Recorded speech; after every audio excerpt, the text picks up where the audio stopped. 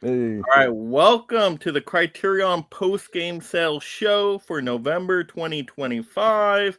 And we got an awesome show for you guys all tonight. We're basically going 3 rounds. First round, we're just going to talk about how the Criterion sale went for everybody, share some stories, what our experience were like with the shopping.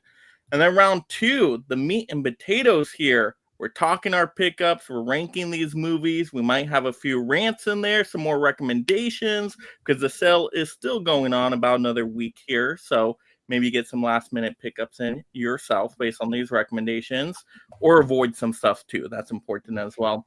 And then a third round, talk about any other sales we've been participating in this month. A lot of holiday sales going on, or any future sales we're looking forward to, or maybe some Criterion titles we already want to get next sales season that we missed out this time. So yeah, it's gonna be a super fun night. Just remember, audience, if you love these Criterion shows, we need your help. Go ahead and smash the like, support the channel, turn on the subscribe notification bell so you don't miss another live stream. Of course, I have a Criterion playlist on the channel. Check that out for more reviews and rankings. Consider memberships if you want to, choose a future live stream topic and all that fun stuff, and also giveaways as well. But yeah, I think we're ready to get started, everybody.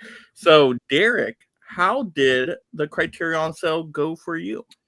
This was a pretty small stack for me, especially compared to last sale, where that was my probably biggest purchase I had ever done.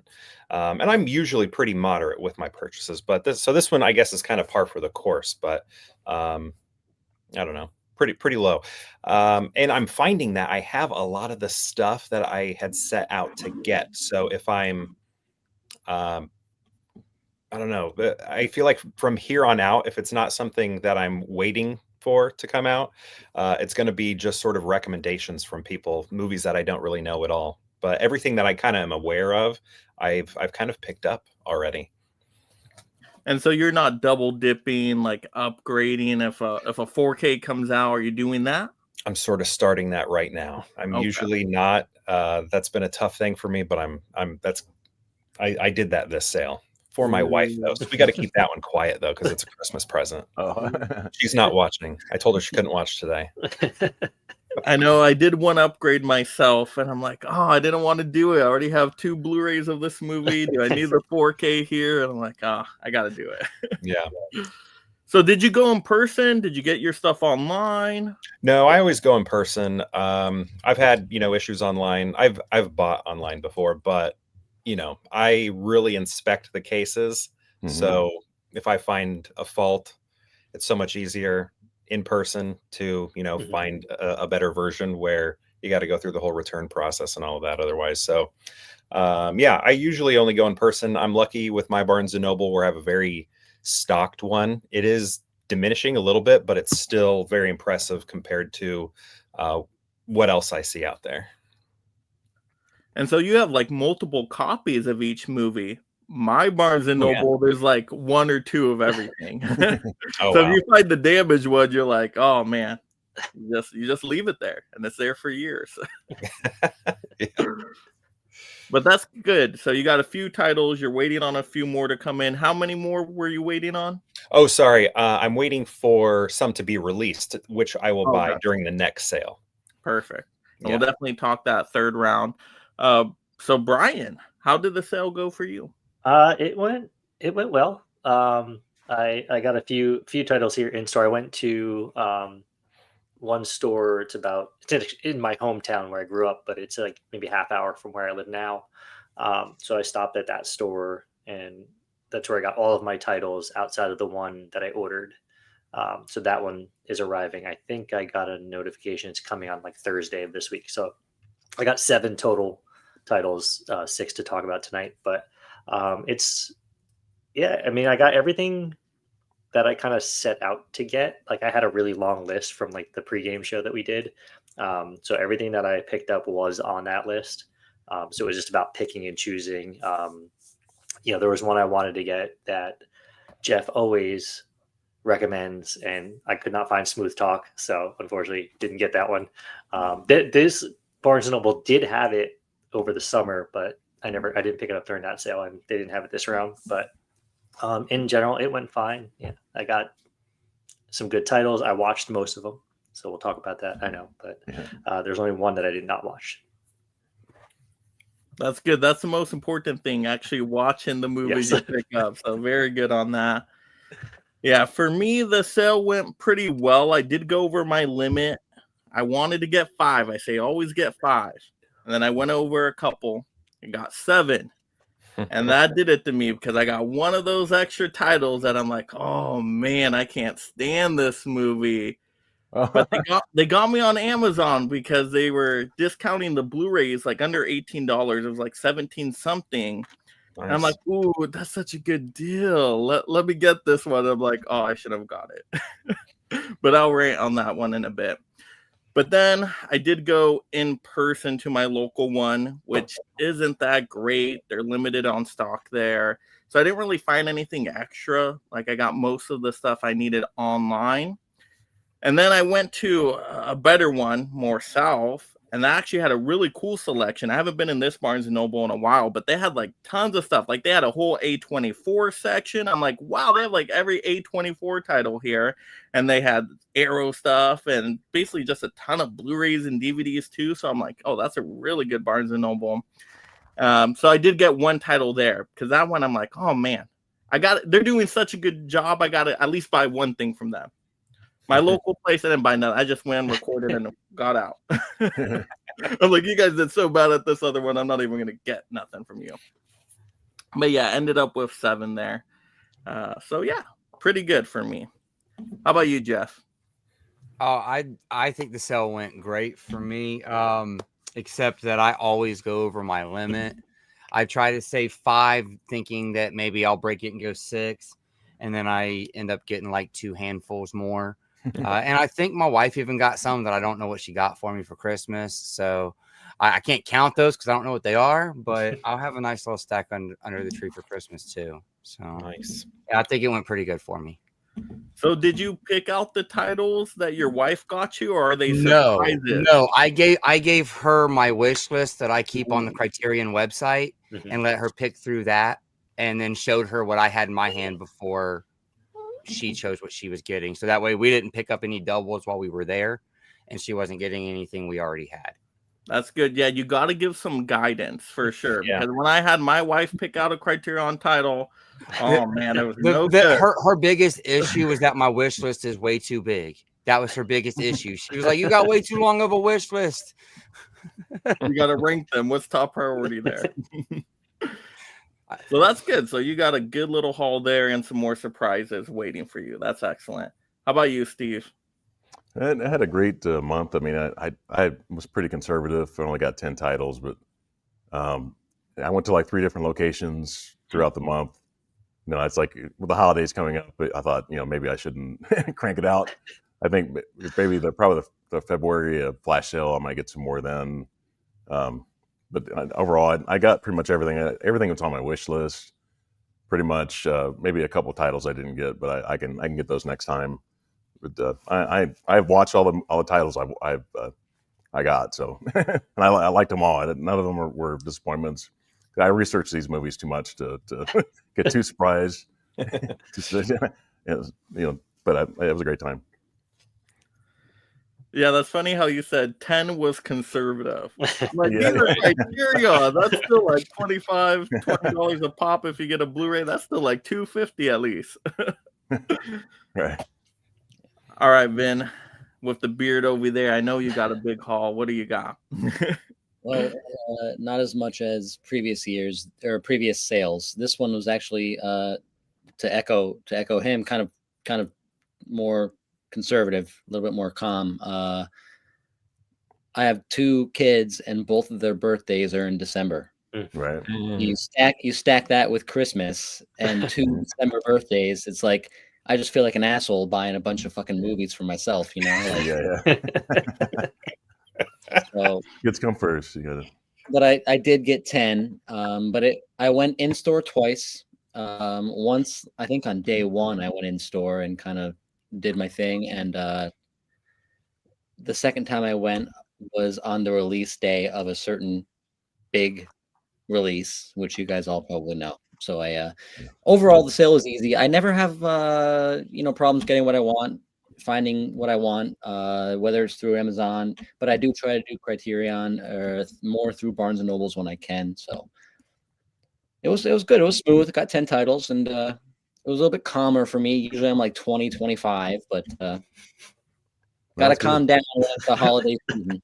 I could just imagine, waking up Christmas morning and all these Criterions are under the tree. The kids are getting like, "What is this, Dad? What is this?" Yeah, this is low key for you, but it's really for me. What do you mean you don't want Seven Samurai? I thought you would love that. It's a great movie. It's to start right. The Samurais, yeah. All right, Ryan, that means you're at the bottom. You got the most then. Yeah. Yeah, I said I wasn't going to do that, didn't I? And no, it started off good. I ordered the one thing that I wanted. And then I decided to just go in store to check it out to see how my Barnes & Noble was actually doing. And still had all the same stuff there, same setup as the last time. 4Ks were separated. They had some stuff on my list, so I was like, screw it. I bought me a couple more titles.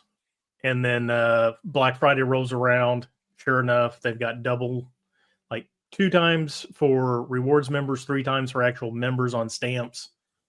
So I went ahead and bought 8 more titles, 7 more titles. 1, 2, 3, 4, 5, 6, 7, 8 more titles. So 15 total. Like an idiot. I always say I'm not going to do it. I need to stop lying to myself. I have a problem. I'm a Criterion snob. Junkie. I'm going to spend money on it. Yeah. But out of the ones I did buy that are in front of me, I got to watch 3 of them. A 4th one I've seen. The Big Thing, I've seen everything in it. So I've got 2 I did not watch so far. But then I've got, like I said, 8 more on the way because I'm an idiot. It's simple as that. Now, do they always do the extra stamps on Black Friday, or is that something new this year? No, it was something new.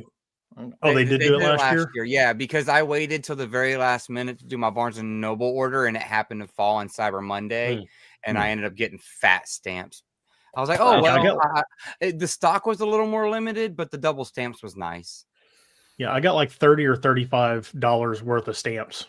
That's awesome. So, I mean, that's like 2, a movie and a half, or, a Criterion, 4K and a Blu-ray, basically. So it paid for itself. Plus, I already had stamps from the other stuff. The big item I bought, I got like $25 worth of stamps for, and then the other ones I bought in store was another like 15 stamps. So I've got like enough to make a good purchase next time without actually spending money. So it works out. You tell her. It's justifiable. So I wonder if that's the move for like next season, is like waiting for those extra stamps, or it's just Black Friday though, right? So it's not going to matter for the summer, but I guess the following winter one, maybe that's the way to do it. Get all those stamps there. Yeah. Well, it also depends on on the extra stamps and then use them for the Arrow sale in January, because I don't like to pay full price for Arrow. I don't even like to pay half price for some Arrows. Oh yeah. Oh yeah. That's a smart thing, Jeff. You're smarter than I am. Is the Arrow sale confirmed for January? It's happened every year for the last 3 years that I know of. I thought we were going to have a break in January and like time to save up again and recover, but I guess not. Boutique labels, man. Yeah, it used to overlap, and then it was only like a week overlap, and then it was like a week after the Criterion sale. Now they've just moved it like a completely almost 3 to 4 weeks after the Criterion sale now, which is fine with me. A little bit of breathing room. Breather, yeah. All right, so let's get into our main round here. This will spend probably the most amount of time talking about our pickups, ranking them, quick little reviews, whatever we want to say about the titles, basically. So Derek, you ready to go through your titles here? Yeah. So I guess this will probably go pretty quick. Like I said, I only have 3. First one was Hell's Angels. Whoops, wrong copy. I'm like, what is that one? Hell's Angels. So the main reason I picked this up, Vin, I remember you posted about this. basically because I've heard about it because of The Aviator. We see Howard Hughes making this picture. So I wanted to see what it was all about. Haven't watched it yet. Haven't watched any of these physical purchases, but I've seen one of them, actually two of them. But yeah, I haven't seen this yet. I really like the cover art, and a lot of times I shouldn't say a lot, but sometimes that is what guarantees a purchase from me, is the cover art. Even if I haven't seen the film, know nothing about the film, sometimes that is the blind buy. I like the cover. I kind of look at it as buying a piece of art, or an art print or something like that. So that's also partially why I picked this up. So has anybody seen that here? Did anyone watch that one? That's one that I picked up for the same because I love Aviator. That's one of my favorite Scorsese films, and half of that film is all about him making Hell's Angels. Right. So I have to grab it. But like Derek is saying, that's such a pop of color on that Criterion cover. Like, it's a black and white film. You're not going to get that when you watch the movie. Right. That's deceiving. The cover with the blue and that flame of orange and red in the middle, like, yeah, they had released a film with a black and white cover, I might not have wanted to even get it, quite frankly. But that pop of color, even though the film will have no color, really put me over the edge. It's great artwork. Yeah. I need one of you guys to watch that one and give me the recommendation if it's for me or not for me. He lost money on it, right? I mean, that was inevitable because he spent so much on it, but he went back and reshot the whole thing for sound. Yeah. Right.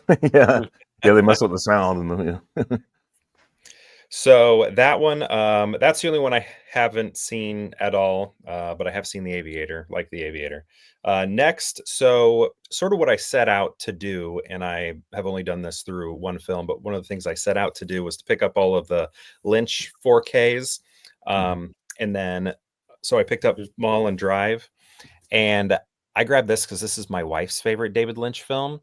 And I've seen it with her. I've watched this movie with her multiple times, and it will not stay in my head. I remember nothing from it except maybe like one little scene, and that's only because I told myself, you will remember this time. But this movie goes in and out. So I got this for her for Christmas because this is one of her favorites. But yeah, so it's a gift. It's an upgrade. Like I said, we do have it on DVD. I'm not big on upgrading. It's not like I'm anti it. It's just hard to justify because it's like, well, I already own the movie. Right. But as a gift, it's so much easier to do. So, and after Lynch's passing, I was like, you know what? I think I want to get all of his movies that are on Criterion. So starting with the 4Ks, and hoping that they upgrade the ones that are only on Blu-ray or out of print. But yeah. Mulholland Drive, and I'm right there with you though, Derek. I'm right there with you with Mulholland Drive. It doesn't click for me either. I watched it a couple times. I'm like, what is this movie about? I don't understand. What is this? I just can't lock it away for some reason. It's like, I don't know, a week after I watch it, it's like I'd never seen it before. And is your wife able to lock it away? Can she kind of give a better description about that film than you can? Oh, yeah. Oh, yeah. I think she definitely could, because it is her favorite Lynch film. So she's very familiar with it. She was the one who introduced me to it, and she likes to just put it on occasionally, just, to watch. So it's not like she's seen it once, really liked it, and hasn't returned to it.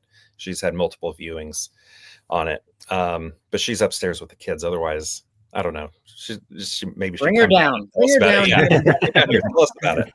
Decipher this Mulholland Drive for us. It's memory hole. Get half-hour dissertation on Mulholland Drive. I've watched it. I'm in the same boat. Like, I've watched it one time, and it was confusing to me because I know there's a lot of stuff moving in it, and I need to go back and rewatch it. Yeah. So I think there's a lot of people in that boat where it's just one of those movies. It's definitely a weird one. And I don't feel, I'm not that way with all of Lynch films. So it's not like it's a David Lynch thing. It's a that movie thing for me. Yeah. It's not supposed to make sense, though. That's part of the charm of this. That's what he does. His movies are like very European. A lot of other Lynch films do have that same quality, though. Right. Oh, yeah. Yeah. I do remember Roger Ebert. Everybody, I'm sure, knows him. He was interviewing. Sometimes I forget because Roger Ebert's from my town, so I'm like, does everybody know him or is it just me? But he was interviewing Lynch on a red carpet, and like he loved the movie, but he was also like, I don't understand this at all, but I love it and I think it's great and daring. And if I remember right, anyway, he was a big fan of it, even though he did not get it, and that he communicated that to Lynch, like, I don't understand this, but it's great, wonderful work. That we talked about it behind stage in a group chat. Like, that's why I have it. I have the Mulholland Drive 4K. I bought it, I think, last sale, but that's what stops me from like popping it in. Like, I know so many people love it and it's like a very revered film, but like when all the people that love it say I don't get it, I'm just kind of like, you know, like Right. I don't mind films being nuanced and films being difficult to comprehend and open-ended, and you can take your own interpretation from the film. But it seems like by and large, everyone that loves Mulholland Drive, no one knows what the fuck it is. It made your life, Vin. You need to watch it. You could have a revelation, and I understand it better than Inland Empire, though. That's Inland that Empire makes no sense. It's 3 hours long, and it's just 3 hours of just slow. Yeah, it's very slow. Yeah. It's a rough one to get through. Yeah, Derek, I have when I saw Roger Ebert Life Itself in the theater, I have this poster in my bedroom, so it's like Roger Ebert's an icon to me. Oh yeah. His festival actually just ended, but they may give it one more year that he has here in town. Supposedly it was the last year, but then everybody was like, well, nobody knew it was going to be the last year, so like, well, okay, maybe we'll do one and call it the last one. So we'll see what happens. We're hoping the Pope shows up for it because he's a big Roger Ebert fan. He's from Chicago. He loves film. So, I mean, it's not going to happen, but we all want the Pope to show up to that one. Yeah. Okay. Third one. So this one I've seen. I may, as a child, have seen this all the way through, but I don't have like that sort of full memory of it. And that's The Wiz, which, if you remember, this one had some sound issues. Yep. And then it was recalled. And then when I went to Barnes and Noble this most recent time, I saw it on the shelves again. And I told him, I was like, so I remember last sale, I saw this on the shelves, and then the next time I was going to get it, but it was gone. You all told me it was recalled. Does that mean this is the fixed version of it? And they said yes. And it was a confident yes. It wasn't a let me check out. It was yes, it is. And I've looked at a couple of ways on how to figure that out. One of them, I'll have to look at the disc, and I think it says it's a second printing. And somebody pointed out something on the back also that points out it's a reprinting. I haven't looked for that yet. I just found that information yesterday. So I still need to check that out. I just want to double confirm. But yeah, this, like I said, as a child, I feel like I have little snippets of memory from it, but seeing it as a full film, can't confirm. But again, the cover art here, and plus, my kids are really into Wicked. Right. They love it. We showed them Wizard of Oz. They loved it. I was scared. I was like, this is going to be the oldest movie they've ever seen. And they were into it. Like, they were invested. And I was like, this is amazing. I love this. We're doing kind of like a film history with them. Classic movies. And yeah, they loved Wizard of Oz. So I kind of thank my kids for this one, just how into Wizard of Oz and Wicked they've been. And I was like, you know what? I'm gonna pick up The Wiz. And the cover art looks kind of spooky and off-putting and unsettling, very bright and garish. And I don't know, I like all of that too. So again, the cover art, that'll get me sometimes. Hey, and that one looks so good. It's going to be like watching it for the first time, even if you had watched it many times anyways. Like, I had never noticed that his nose was a Reese cup right before, until I seen the 4K, and there's just so much detail that you've never seen before in it. That's awesome. You're going to notice all kinds of new stuff. Cool. I'm excited for that. Also, on the website, on the actual Barnes & Noble website, I was going to pick it up and I passed on it. They actually have 4 separate listings now of The Wiz. They've got a Blu-ray and a 4K that's discontinued, and then they've got a new Blu-ray and 4K listing on there. So I'm assuming that's the recall. I just didn't pick it up because I want to give it time to make sure any copies that may have gotten out are flushed out of the system. Not that, from what I understand, it's not really anything that changes the movie or anything like that. It was an off-camera secondary voice. Is it hard to get a still, replacement? I've not really messed with Criterion like that before. Yeah, if you email them and just tell them, hey, I've got the Wiz, it's the first printing, what can I do? They're very good about. I've exchanged a movie I had for 2 years. I finally went to go watch it, and it had some weird production gunk all over the back of it that was hardened on there. Oh, wow. Emailed them, got an email back 2 days later, yeah, just here, what's your address? We'll send you a new disc. They're super good about it. Nice. That's good. All right, Brian. All right.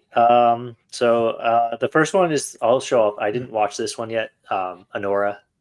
But I mean, Oscar winner. So I had to pick this one up. I have seen this before. I watched it before the Oscars earlier this year. It's a great movie. I think we all can agree that for the most part, this really deserved a lot of the awards that it did get.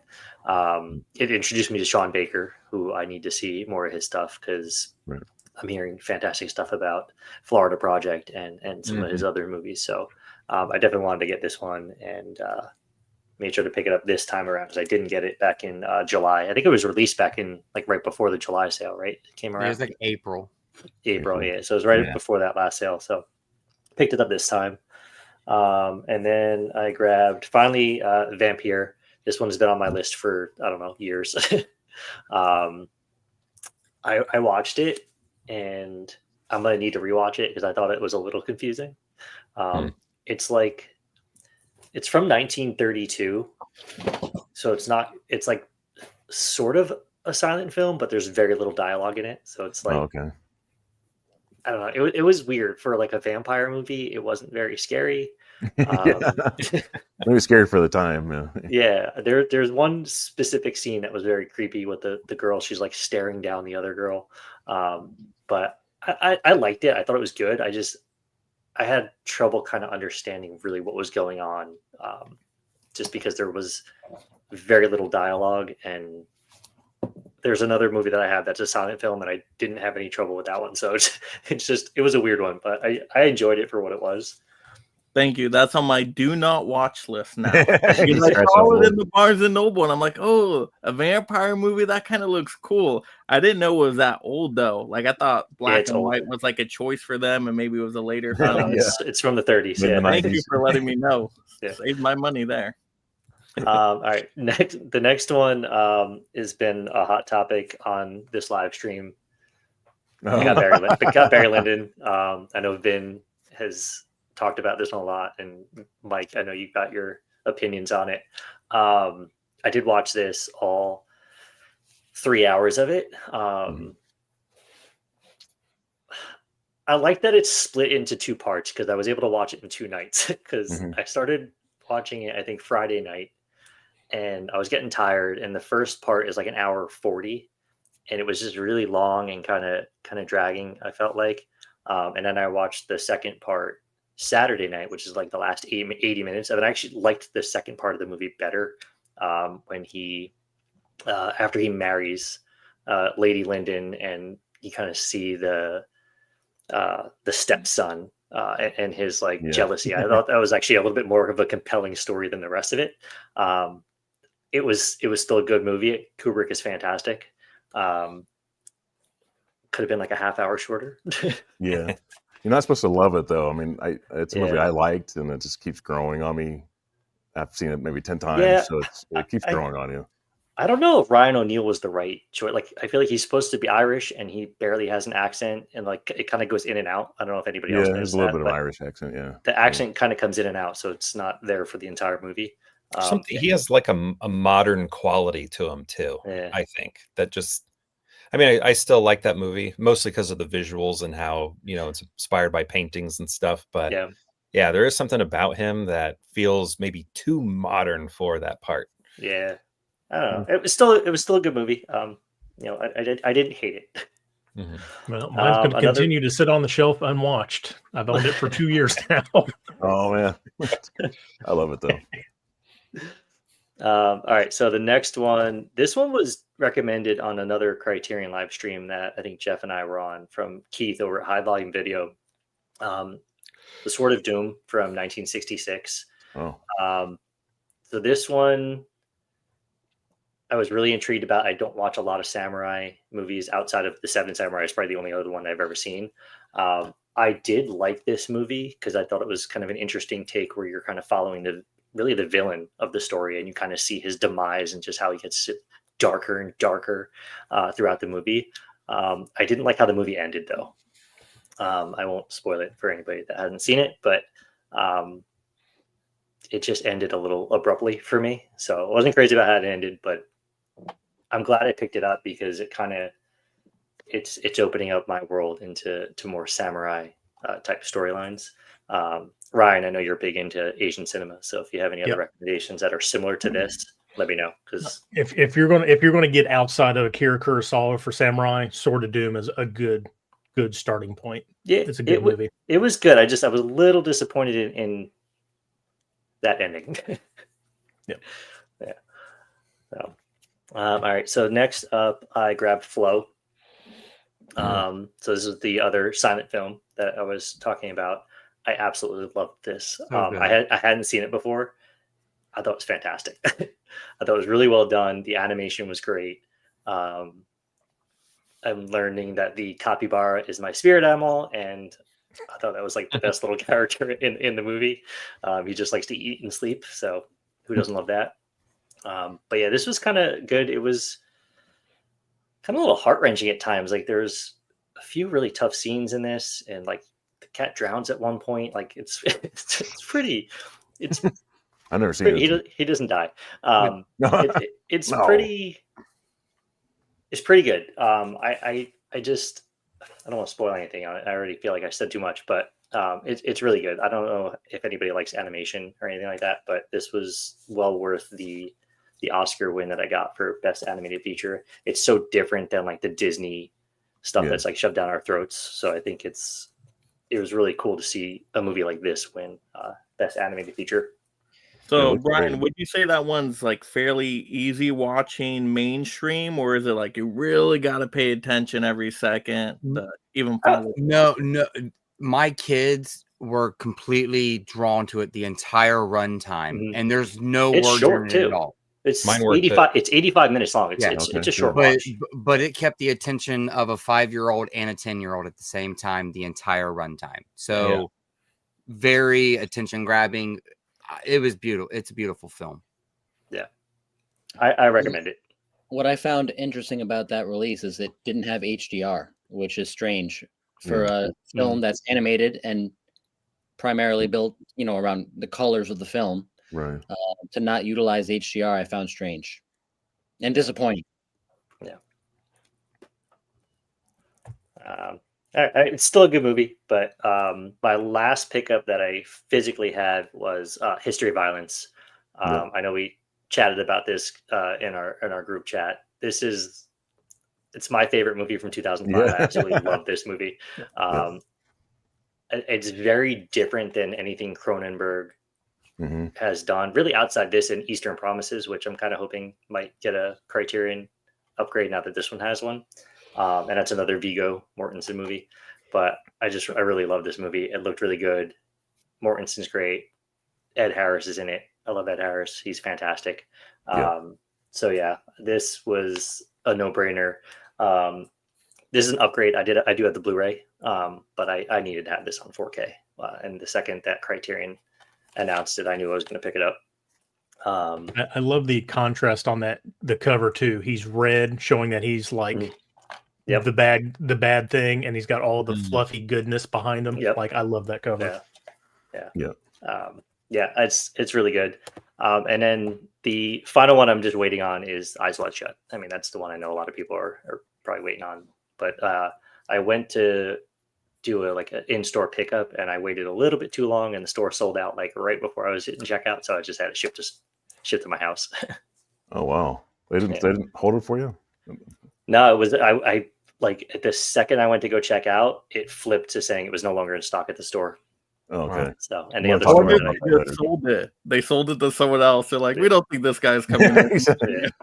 5 minutes earlier. Yeah. He's not coming. Yeah, I it'll wanna be talk here this about it week. more. Yeah. All right, so let me go through my 7 here. Like I said, I went over my 5, and when I do that, something bad always happens. So I have one movie in here I'll start with. It's all ranked, worst to best. Only one movie that I would say is bad and boring. A 2-star movie to me, and that's going to be The Philadelphia Story. Okay. Oh, man, and I wanted to love this movie so bad because the cast is amazing. Jimmy Stewart, Cary Grant, Katharine Hepburn in there, right? Wow. Yeah. Great cast, all-star cast. You're like, these people can carry a movie by themselves. You put them all 3 in here, this should be excellent. I just didn't care for the story. Has anybody seen this one? Yeah, I own that. Okay. No. I didn't think it was very funny. There was only one time I laughed, and I was expecting a comedy, kind of like Bringing Up Baby. I thought was a really funny classic comedy on Criterion. But this one, I didn't really laugh much. Steve, did you laugh a lot at this one at all? No, I mean, I thought there were some funny scenes, but yeah, it wasn't quite the hilarious Bless kind you. of Sorry. slapstick kind of like Cary Grant kind of movies. But Yeah. I enjoyed this though. It's that with that cast, it's probably lower tier as far as Cary Grant for me, but I still enjoyed it though. Yeah, and I like a lot of Cary Grant movies. Like Jimmy Stewart's my favorite classic actor, but it just didn't work for me. Like I didn't like the story. The story was weird. It was like Katharine Hepburn's character was getting married to somebody, and then she kind of likes these other guys, right? And she ends up like kind of messing around with Jimmy Stewart a little bit. And I'm like, and that's all the story was. Like it doesn't really go anywhere that exciting. So I'm like, why? I'm like, Philadelphia Story. This should have been a movie about like the cream cheese or something. That would have been more interesting. Might have to rewatch that. Get another watch. Yeah, so disappointing. And I saw that it was pretty cheap off of Amazon, though, under $18. I'm like, I'm going to try it for that all-star cast, and it just did not live up to it. So I cannot recommend it. Especially like if you're not into classic movies at all, I don't think this will win you over. So, yeah. All right, so that was the only bad and boring movie. Now let's get to a boring good movie. All right. Uh-oh. So Barry Lyndon here. Wow. Okay, so I watched this all Mike, I cannot handle any more Barry Lyndon slander on this channel. No, I like. You said it was good. I gave it a 3-star. 3-star. I liked it. There. It's just I'm not a big Stanley Kubrick person. I learned that from this movie. Maybe really like a couple of his films, but the rest, I don't know. Like he's such a good director, but the stories he chooses, I just don't find it interesting at all. Like I'm like, I don't care about this Barry Lyndon person. I didn't even really fully get the story either, and there was a lot of time jumps that was tough to keep up with. I'm like, and I watched it all in the one setting, so then I'm like, wait, now he has like kids that are like 10 years old. Like, what the heck is happening here? Like, it just goes so far. It doesn't time hop in a way that's that confusing. It always for moves me forward. it was just too much to digest here, so I didn't really get the messaging by the end of the movie or like the point of it. I mean, and his name changes a bunch too, right? Yeah, like he rises in an aristocratic society, which is the whole point of the film. The narration helped. I mean, the fact that there was a narrator, I feel like helped a little bit because it kind of explained the time jumps a little bit. Yeah, but I know couldn't save it for me, so. It was all well directed. The cinematography was great. The camera work was excellent. Like everything was good about this movie besides the story entertainment value. Everything else was perfection from a technical standpoint. So, like I said, I like it, but it's not like one where I'm like, oh, you know what? I'm feeling like I want to watch this one for more entertainment. Like I felt like I'm good after one-time watch. So, right. I gotta just give me like 30 seconds. The whole film is about this guy trying to rise to high society through war, through different types of battles and triumph. He's in sword fights, he's in fist fights, he's going through different armies, he's going AWOL. He finally marries a rich aristocratic woman, and then he rises to quote unquote power. But then once he gets that power, it's all taken away from him because of his own, misogynistic, crazy misgivings of his own, stepson. Like, I just love this. It's got to grow on you a little bit. Maybe I got to give it another rewatch. Yeah, give it another watch. I know. You'll like it more the second time. It didn't help with Mulholland Drive, though, so I don't know. We'll see. Yeah. All right.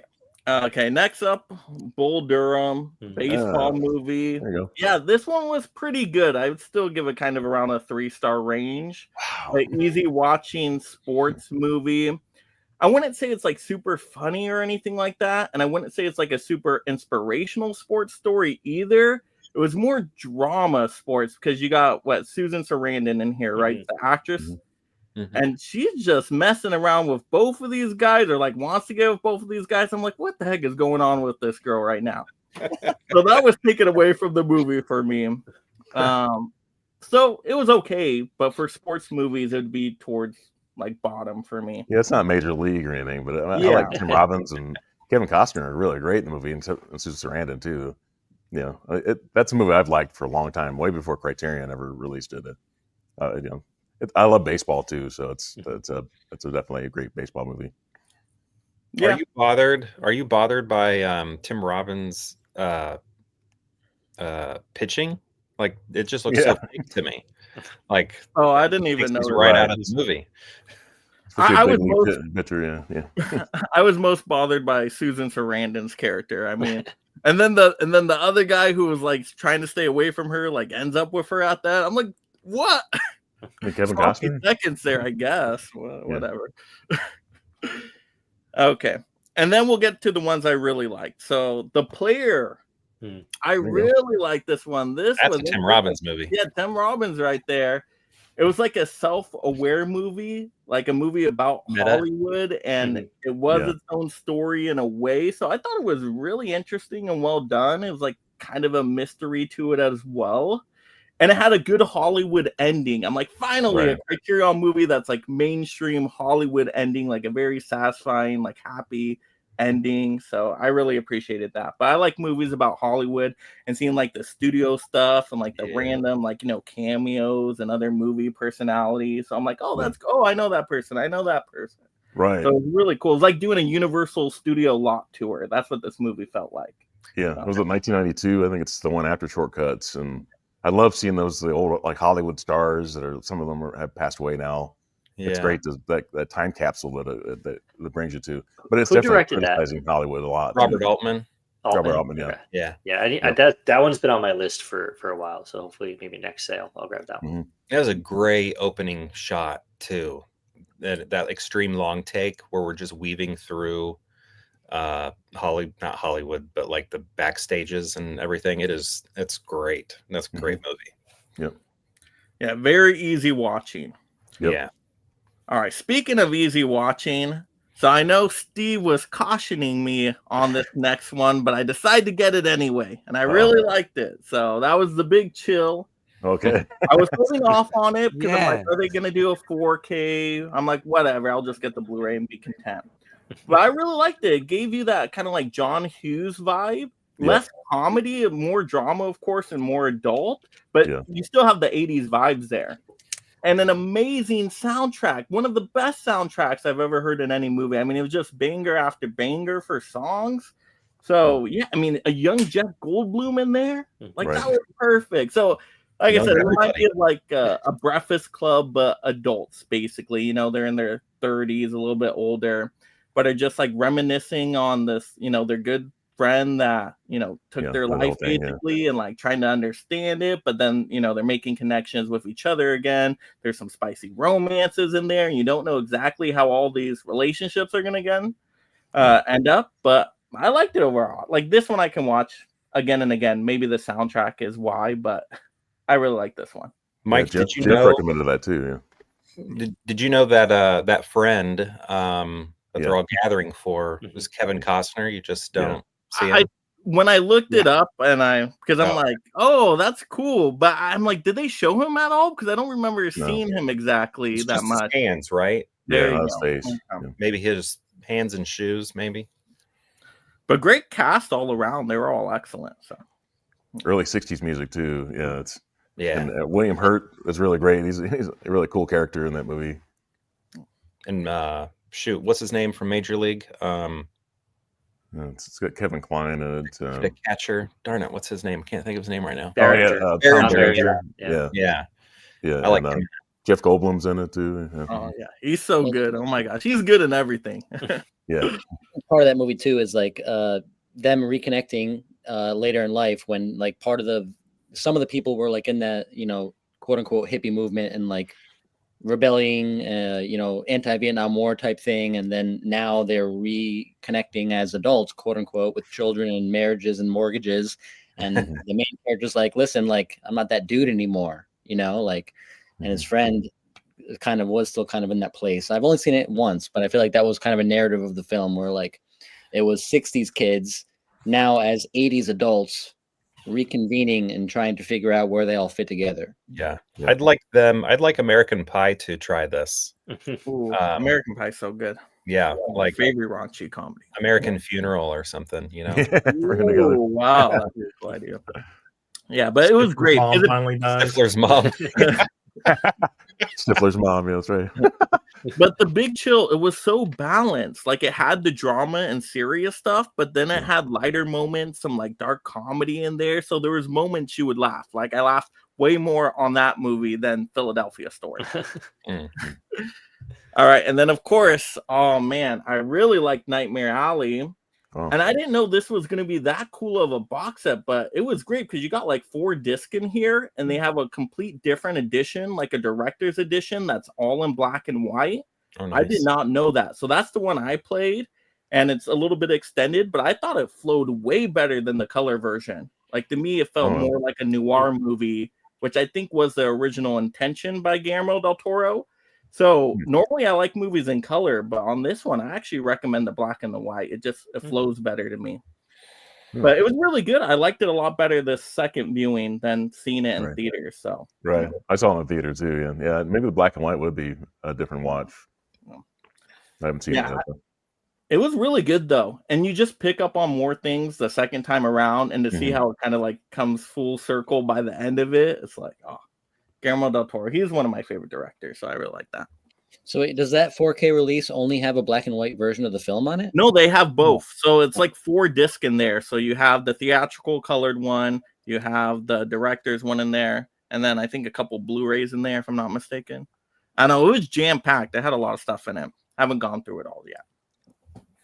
I mean, the color version I do gotta watch though, because Rooney Mara and 4K in color, you know.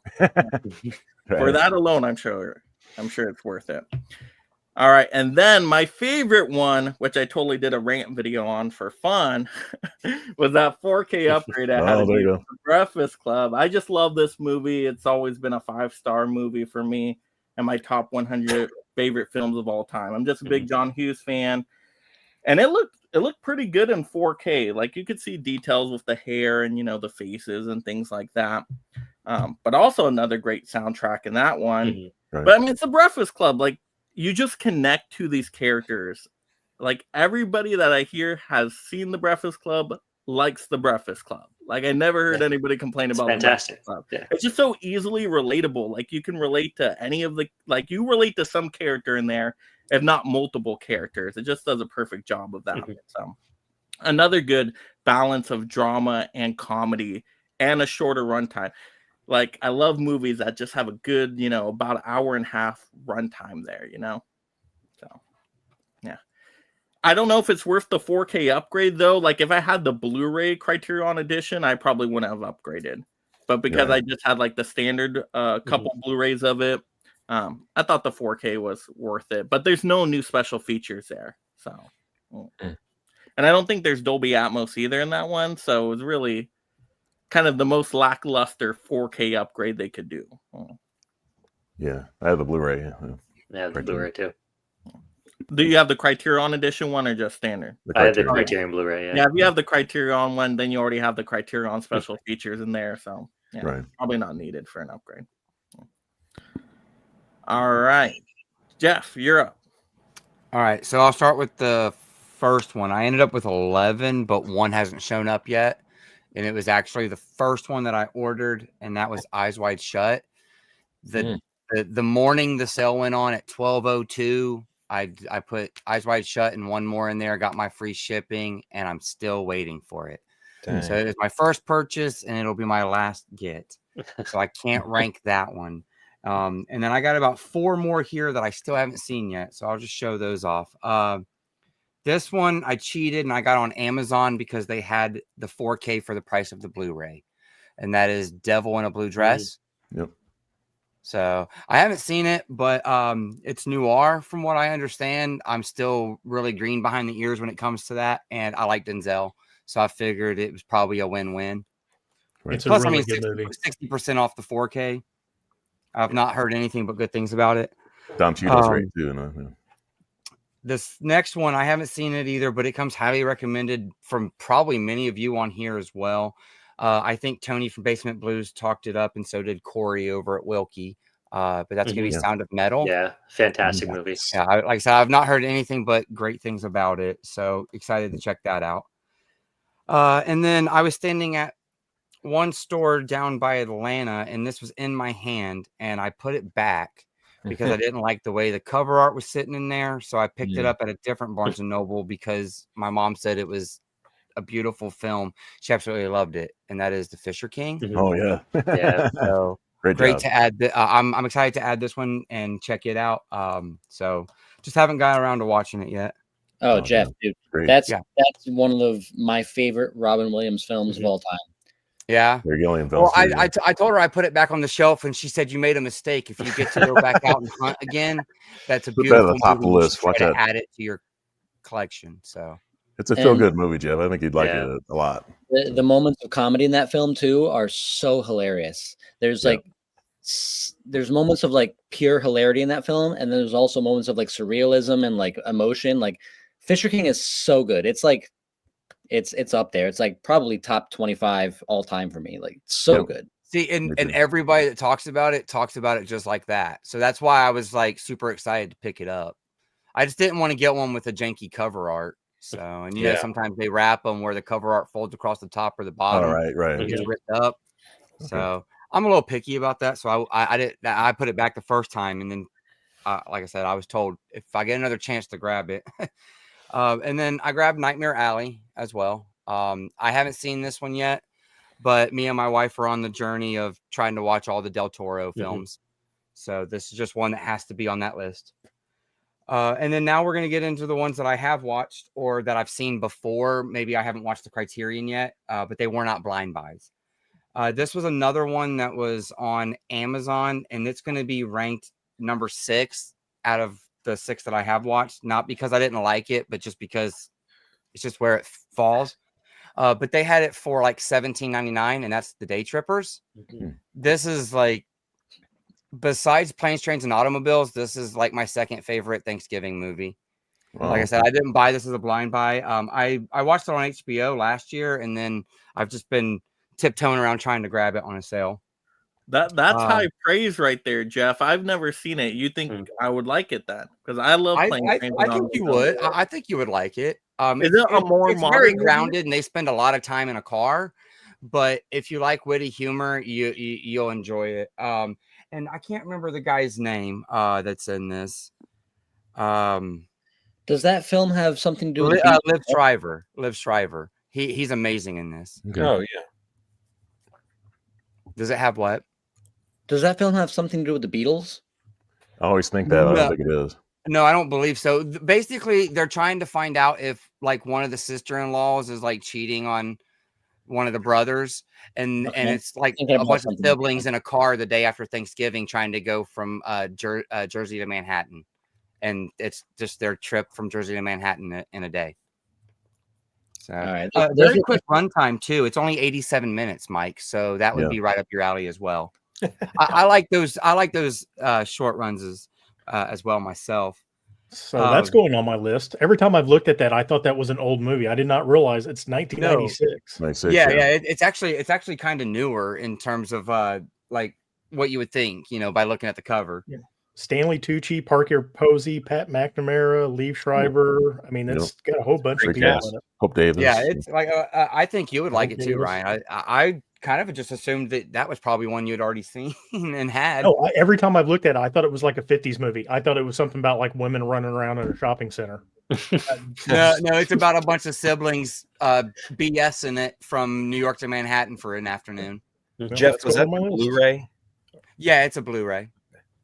I don't think it has a 4K. No, or it doesn't have a 4K, and but it is a 4K digital restoration, so it'll probably come to 4K at some point. Mm-hmm. So, now the next one, I haven't watched it yet, but I already had the Blu-ray, so it was just a format upgrade, and that's Altered States. Mhm. I watched it for the first time this year, probably in like May, and then they announced it in June, I think. So I was fresh on my mind when they announced it. So it was on my short list to make sure I picked up on this sale because, just the timing of it. I'll probably watch it next year. I'm trying not to watch duplicate movies this calendar year. So I just kind of bought it for that. And then the next one, now I watched this last night, and I think that this is probably, everybody says Psycho is that first slasher, but I think this one is. And I Right. got the 4K of Peeping Tom. Oh, that was Yep. great. I had never seen this film before. I totally bought this on a blind buy. I think, Steve, I think you said something about it. Yeah.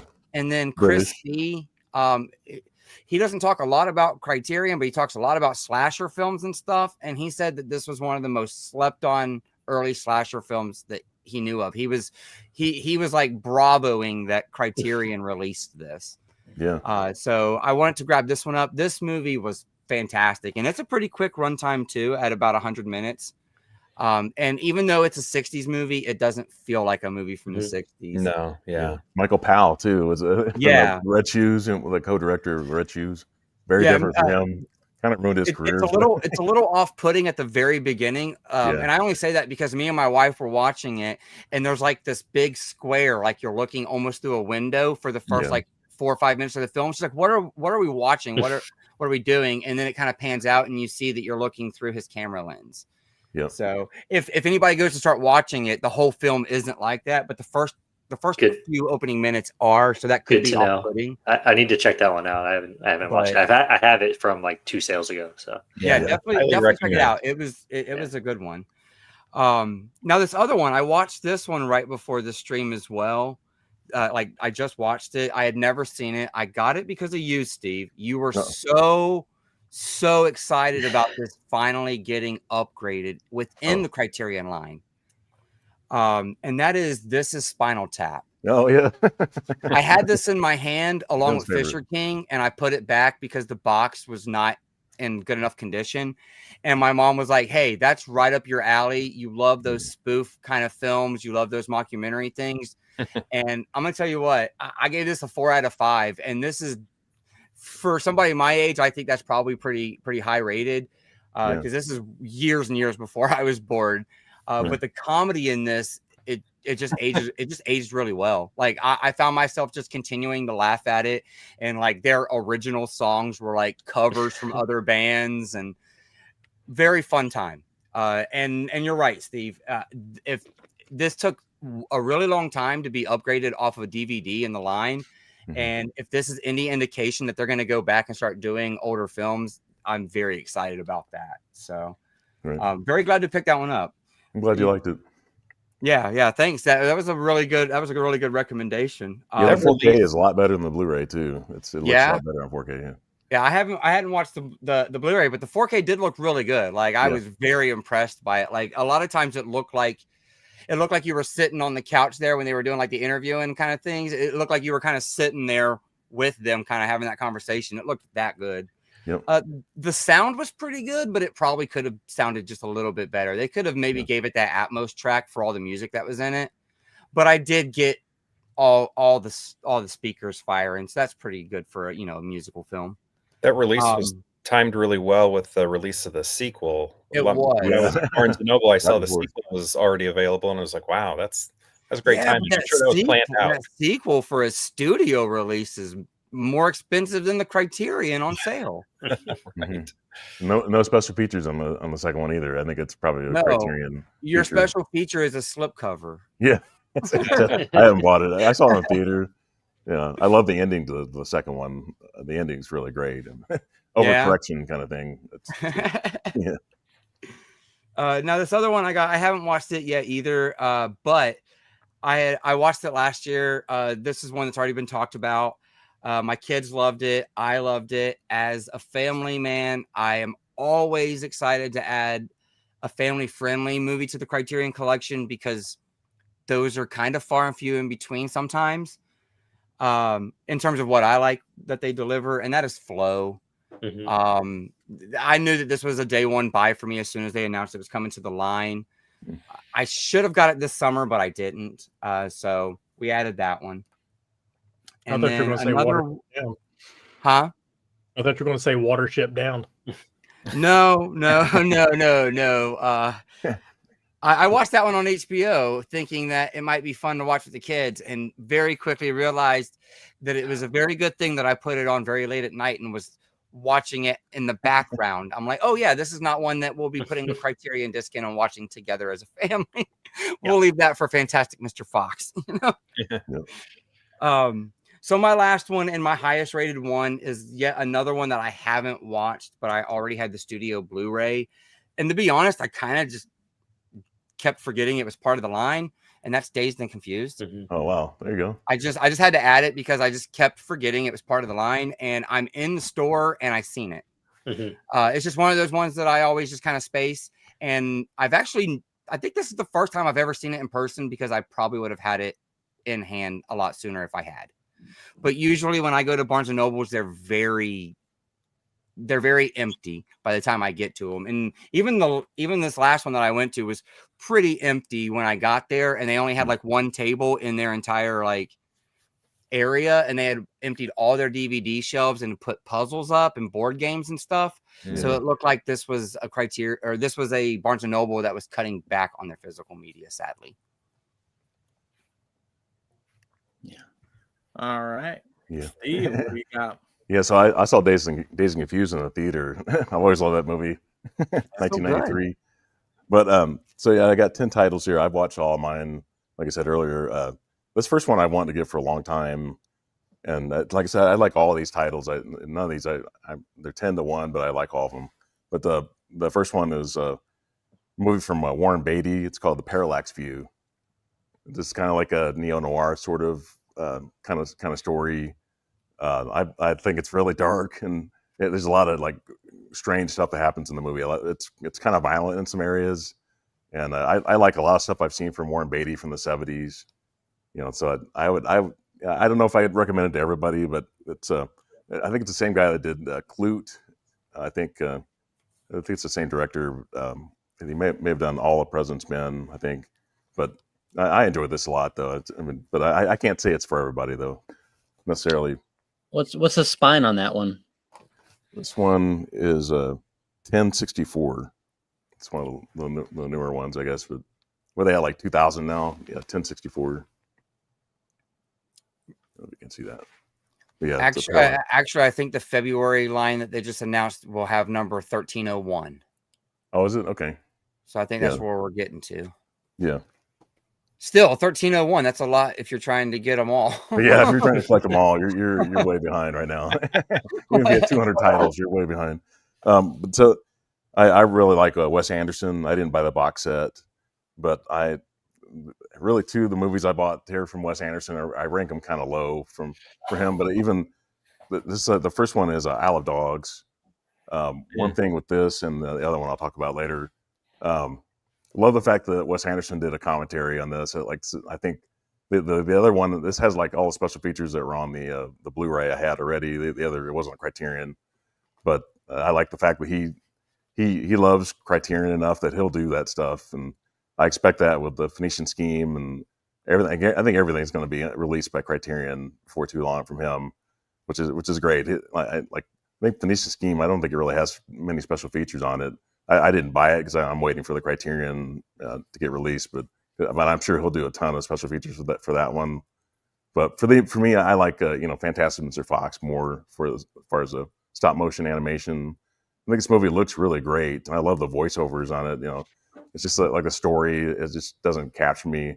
The dogs, these talking animals and stuff like that. It just doesn't. It's like they're trying to repeat the magic from Fantastic Mr. Fox, and it's just not. They have way too many characters, I think, in this, and so I don't think it's quite as good as that. But I kind of grew on me a little bit more watching it this time. But I still kind of rank it a little bit low. But those special features are a big part of the big reason to get this on either separately or get the box set if you want to upgrade everything to 4K. Do that. See, I'm in the opposite camp, Steve. I prefer Isle more than Fantastic Mr. Fox, and I love Fantastic Wow. Mr. Fox. Just Yeah. Isle of Dogs is more of a socio-economical like tale of Japan and stuff like that. Yeah, And just it's a Japanese story. tier system and all that. So right. Well, this one. Speaking of Japan, this one I mentioned it back when we did the pre-sale show, and it's the last one from this director I need to get as far as his Blu-ray or 4K releases. But it's this one's from Kurosawa. It's Kagemucha, and I like this movie a lot. It's like 3 hours long. It's just it's sort of like a modern. It's not really a samurai story. It's sort of like on the verge of modern warfare instead of samurai warfare. It's kind of more of a modern tale. I love the fact that Francis Ford Coppola and George Lucas helped finance this movie, get it out, because Kurosawa couldn't get anybody to release this, and they helped him get some of the funding that he needed. I think I think Japan, they funded some of the movie, but he needed more money to make a movie of this scale with that many characters and a 3-hour film like that. So it's a movie I liked. I really liked watching the commentary on this too, just kind of learning more about it after watching it again with audio commentary. And it's an interesting story, but maybe kind of complex in some ways.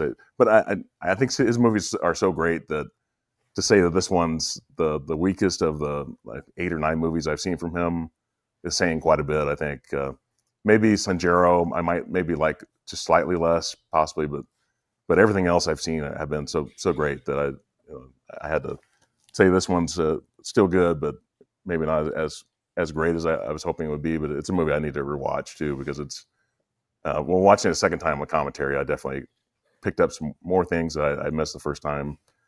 The next one here is another Wes Anderson. It's The French Dispatch.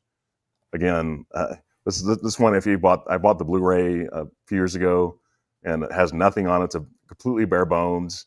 So the fact to get this with special features on it and audio commentary, I enjoyed it so much more watching it now. I saw it in the theater too. This is always the Wes Anderson film. I said when I saw it, it's like the most Wes Anderson film can get, and it's not a movie that you don't want to show newcomers this movie. It'll kind of turn them off a little bit. Yeah, but it's for hardcore fans are going to like this. I really like Bill Murray too, and the cast is really great in this. It's just like it's kind of told in like anthology style. It's not a story that's really easy to follow, but it's got some interesting visuals in it. There's a nude scene in the movie too. You never forget that scene, but I love the fact that just listening to him do commentaries again. That I haven't heard Wes Anderson do a commentary in a while, and he did that with Isle of Dogs also. They're brand new 2025 commentaries, so it's something he did just for Criterion exclusively because he loves the label. You think Asteroid City will? Yeah, Asteroid City is going to come soon. I think Phoenicia Scheme will maybe next year. The Phoenicia Scheme that's why I'm waiting. I don't want to buy the 4K and then buy it now and then have to buy it again. I just might as well just wait till the Criterion. Wait, was Asteroid City announced? It took 4 years though to get the French Dispatch, because Dispatch came out in 21. So that's only Isle of Dogs was older, isn't it? Yeah, only because what Disney owned that and Fox, all that stuff was caught up with them, and then they finally sold to Sony. I guess Sony technically owns the rights or something, or they're a distributor. So I think when Disney did that with Sony, I think that's what kind of opened up the doors for Criterion to get a license and get it out. So I think Asteroid City will be out much sooner, and Phoenicia Scheme too. They're not tied down with Disney or Fox, the thing. I think that's why that'll. But this next one here is one I saw when I was a kid, and it's a movie. I think it's interesting. I love the fact that some of it's filmed in New York, and the movie's called The Wiz. It's like I wasn't even really planning on buying The Wiz necessarily, but and this is I think this was in the new wrapping. I think Derek, I think you saw where the wrapping is kind of weird on it. Yeah, and I think that's because it's like shrink wrapped. Yeah, I think they got these back, and then they put the corrected disc in it, and I think that's why they all look like that. Yeah, the weird shrink wrap on it. But this movie is one I did a video Friday I just said I appreciate this movie.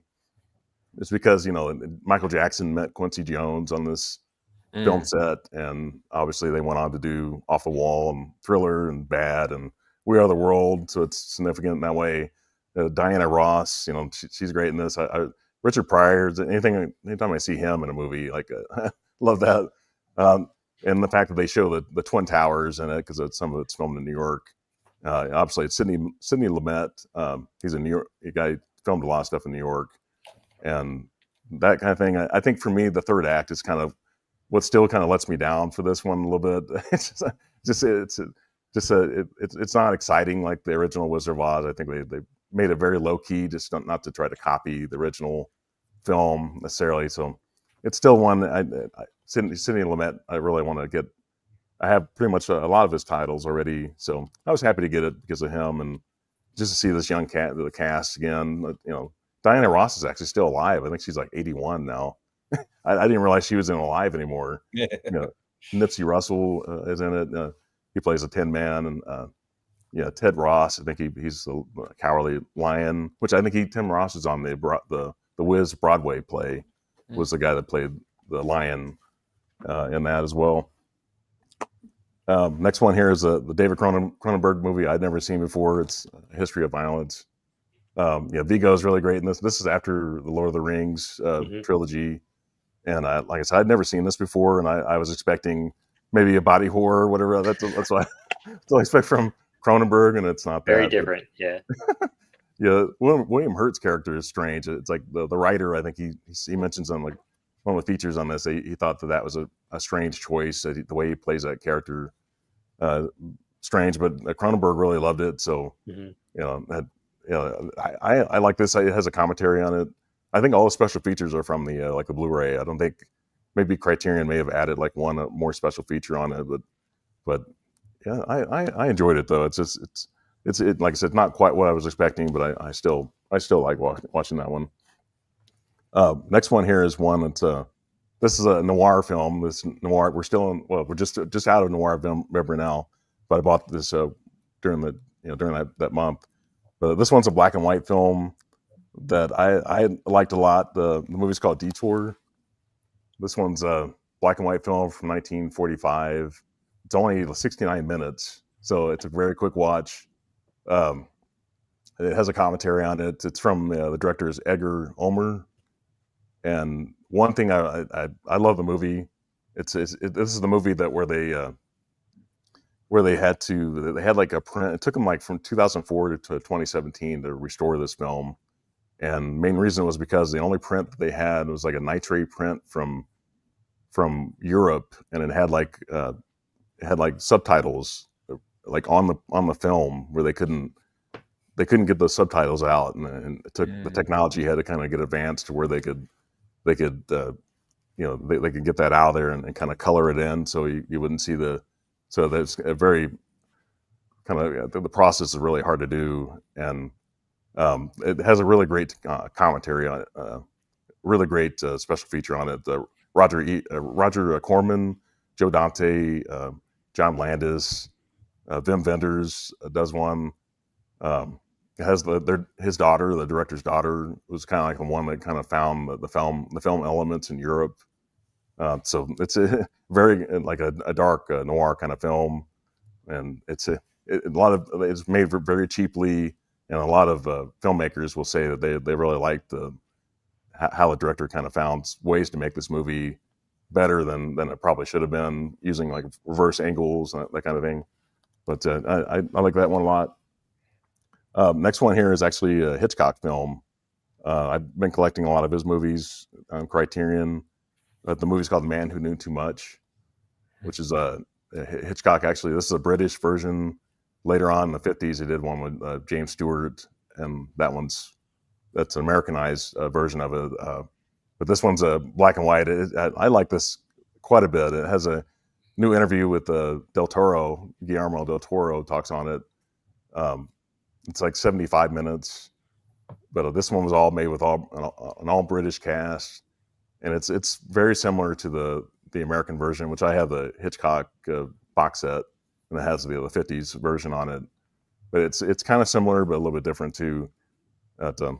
No like major stars that you'll know on it, but yeah, I'd recommend that one if you like Hitchcock films. This is one of the better ones that Criterion has, and that's, like I said, it's black and white, short film. Like I said, 75 minutes. You'll get through it very quickly. I think it has a commentary on it too. Yeah, and then this I've got two more.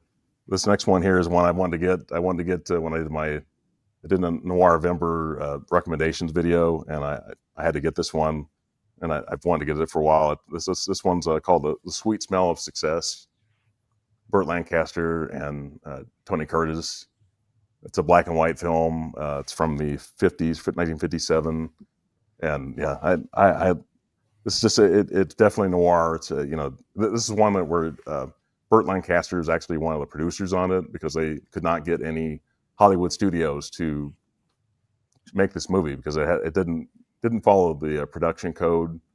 It's way too dark for what as far as studios would make at the time. Way too dark for that period.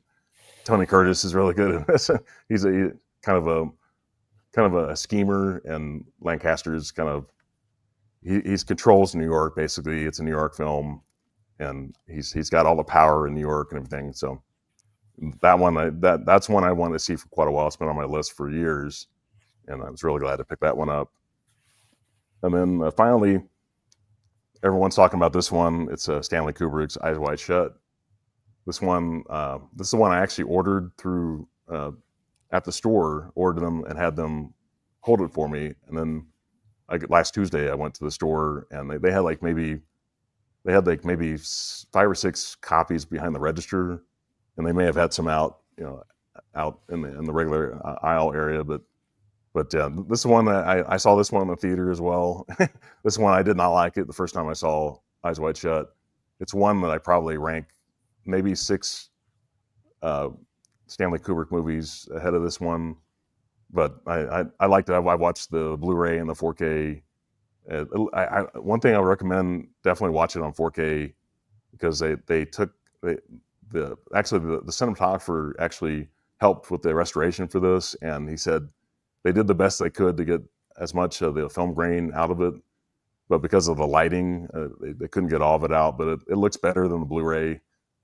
I think just there's definitely a noticeable difference as far as less film grain on the 4K than there was on the Blu-ray. But whenever I get a 4K and Blu-ray, I watch both discs just kind of see the comparison between the two. And a lot of I think there actually are some new special features on this. And we were talking about Barry Lyndon earlier. If you know Leon Vitali, he's the guy that played the stepson in Barry Lyndon. Mm-hmm. And anybody that knows the famous party scene in this movie, he's actually one of the guys in The Mask. He's one of the few people in The Mask that actually talks. Leon was a guy that he basically gave up on acting. He became Stanley Kubrick's personal assistant, and he's passed away now, but he worked with Stanley for maybe 20 years or so, and I think he just gave up on acting, just did that. And he was part of like the kind of restorations on Kubrick's films. So if you know the party scene, the masquerade party, he's like the guy, the Crimson Cloak, whatever that character. So yeah, I had a lot of fun. Oh, and last thing, I just want to mention this, that I finally found this on eBay with the slipcover. Nice. The Curious Case of Benjamin Button. I've been looking for the slipcover for this for a long time. I had the Blu-ray before, and I decided to if you look on eBay, a lot of times they'll show you pictures with the slipcover on it, and then I had like two times where I asked the seller if it actually had the slipcover, and they told me no, because I said I already had the movie. So if this doesn't have a slipcover, I'm not interested in. And they refunded my money both the first 2 times before it actually got shipped out. And then the third time, finally, somebody had the slipcover, and I was really happy to get that to where it blends into with my collection on the shelf a little bit more. You don't see the blue case. But, yeah, I have the same release, but I didn't go that far as you. I just inserted the jacket into a clear case. Oh, okay, yeah. So now I have it. Yeah. Like this. Yep, you can do that. Yep. I thought about doing that too. I think it's just a lot of the cases. Is it a Criterion case or just a regular? No, it's not a Criterion. It's a regular case because the jacket Right. isn't big enough to fit into a Right. Criterion. I think I tried that What's too. what spine number is that? 470. Yeah, 476. Yep. Like I said, I had the Criterion Blu-ray, but I didn't have the slipcover. So, Yeah. but I've been looking for this. I got this for like $11, and like I said, I sold the other one. I got like $4 or something out of the other Anyone one. know why they did that? Sorry, Vin. Oh, go ahead. Like, Go ahead. I was saying, I does think- anybody I know think it why was a they? studio? I think it was a studio thing. Yeah, Okay. yeah, it's Like out of the print actual now. Paramount or whatever. Okay, Yeah, I think I Yeah. had the slip, Steve. I had the slip, but it was like torn up on the corners and like kind of like damaged. So I was like, let me Yep. just try and figure out how to like salvage this. So I actually threw the slip out and put Yep. it in a clear case that fit the jacket. I may have had the same thing. I'm not totally sure. I think the slipcover was really jacked up, really bad. Yeah. You got- There you go. I Ryan's got it. I Ryan's bought got it. Mhm. I forget one of the 3D movies that came in a white case. I forget Okay. what it was, or a clear case, and because the Criterion cases are too big, but right. like a regular 3D Blu-ray case. Yeah, I think I had this on DVD too. I think I had the It's Criterion perfect. DVD, and I think I it had a see slipcover then. I think, but yeah, that's definitely a way to get around it if you're able to get into a clear case. But to me, I just want to get it. It's just something I've been looking for, just kind of casually. Like if I can find it somewhere, I'll get it.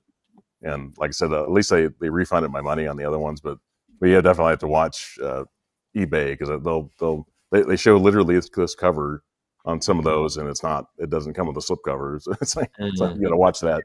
And then Yeah. you drop a bunch of money and they put it out on 4K next month. You're right. Yeah. But yeah, it's out of print right now on the Criterion site, so you have to buy it used. All right, so that was all of them, Steve. I'm all done. Sorry. All right, Ben, what do you got? Okay, these are the ones that I haven't opened since I got them. Eyes Wide Shut. I've seen this film probably 6 or 7 times. I watch it once a year on Christmas Eve. So usually I come home from my family gathering and I'll pop this in the player, and any wrapping I have left to do, I'll chill downstairs and wrap presents and watch this film. So that's what I'm going to do in a few weeks with the 4K. Nice. Yep. We have Hell's Angels. Haven't watched it yet, but we talked about it a little bit earlier. I love The Aviator, so I got this because of that film, essentially. The whole first half of The Aviator is about Howard Hughes making this film, so I have to check it out. And the last one I haven't watched, I know, Ryan, you just watched this one, is Fires on the Plain. I grabbed this one because I love any film that kind of deals with any aspect of World War II.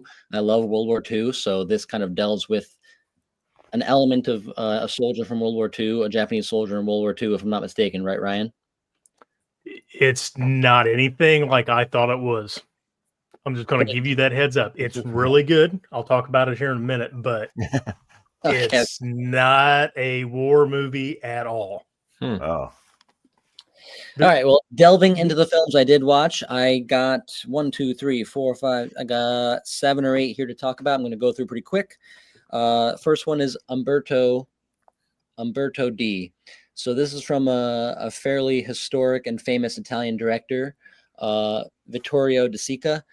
I've seen a few of his films before I bought this, and I enjoyed them. This one, not so much. It's kind of all about a dude who... So you have to take into account when the film came out and what the film is talking about, and it's hard to really judge a film in 2025 that came out in 1952 when there's so many different issues going on. But essentially for me, they didn't build this character up enough in the beginning for me to care about him for the whole runtime. He's just struggling to pay his rent, and he's just a poor guy who's like trying to sell stuff to pay his rent, but you don't get anything that's building up to make you care about him. So this is why it's the first one I'm showing you. I'm trying to rank these. This was my kind of least favorite. Next one is History of Violence. Cronenberg, besides The Fly, I love The Fly, but Cronenberg really doesn't do much for me, honestly, beyond The Fly. I like him, but this one just felt kind of like a mass-produced Hollywood film with a big star that I don't really care about.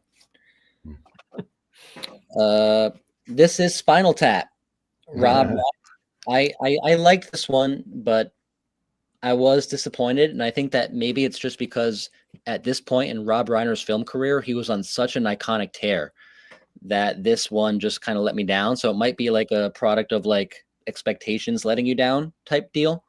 But it was fine, but I probably will never watch it again. Oh, it was your first time watching it? Yeah, it was my first time. Okay. That might be part of it too, honestly. Right. That's how I felt my first time seeing it. And I haven't gone back to it, but people are always surprised. I haven't watched this since I was in college. Yeah, me too. College or high school. Next one, I did get Flow. I was pumped about this film because I like great animation, and I thought it would be very vibrant. And I think I mentioned earlier in the stream that it didn't even have HDR, which I thought was strange because it's a silent film that is based all off of animation and color, and it doesn't have HDR, which, hey, I can get by, whatever. It's still 4K, but to be honest, I did fall asleep a little bit here on this one. Okay. And my kids did it as well, but I don't know. Maybe I have to try it again sometime, but maybe if there was HDR, I would have stayed awake. We have another Vittorio De Sica film from the Italian director from the 1940s and 50s. This one is Shoe Shine. This one I enjoyed. It's about two best friends that shine shoes, and they're trying to raise enough money to buy a horse. They end up getting in trouble and going into jail, and the film is essentially about their bond in a juvenile detention center and them trying to survive and get released back to their families whilst not betraying each other. It's a pretty good film, so I enjoyed this one quite a bit. And the last two I have for you, one is A Man Escaped. This is another film that delves into the genre of what you could consider a World War II film. It's about a French soldier imprisoned and trying to escape. The entire film is about him trying to escape a German prison. And the slow efforts, he's like digging through the walls. He's talking to other inmates. And it's all about him trying to escape his prison cell, which is very kind of like one setting, which I enjoy. And yeah, this one was good. I enjoyed it. A Man Escaped. So this sale, I picked up a lot of stuff that I typically wouldn't pick up because I picked up a lot of stuff from the 40s and 50s, and typically I kind of don't. But the last one I have here that I'll put as my number one, we already talked about it a little bit. It was Detour. There you go.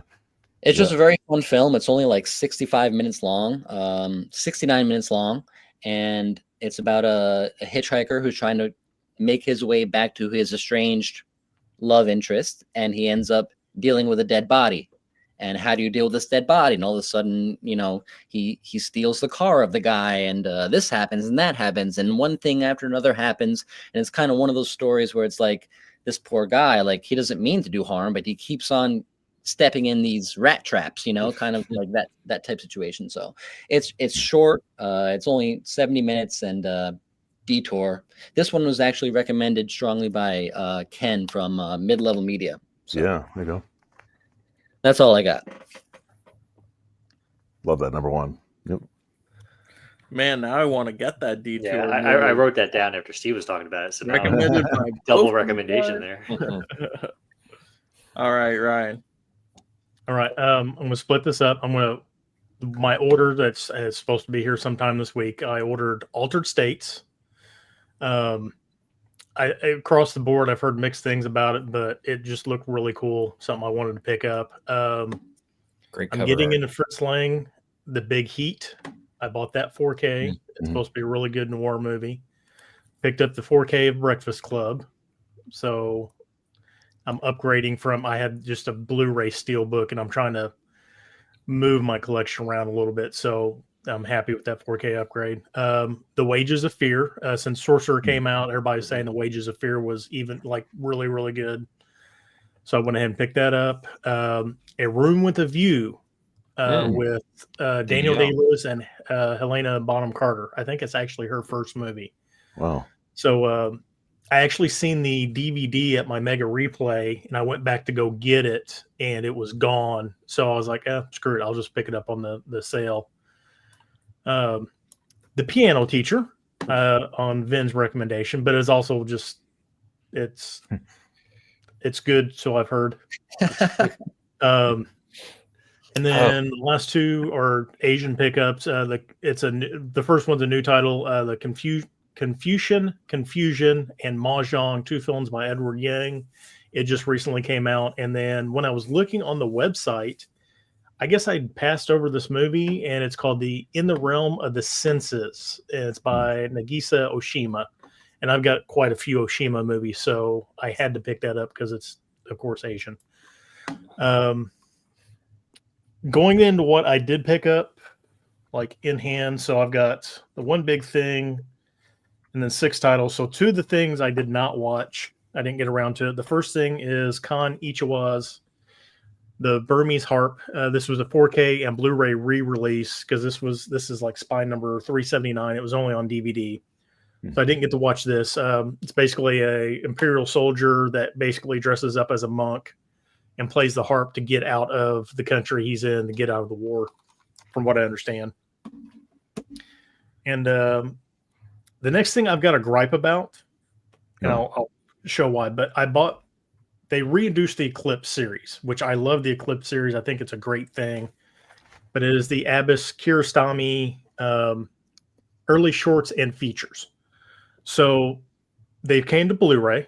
I appreciate that, but there's obviously the Blu-ray is going to be smaller than the DVD collection, but the Blu-ray is only 1 case, and they have 3 discs in here with the different things. What I liked about the DVDs, you had actually all separate cases, thin cases for each of the individual movies.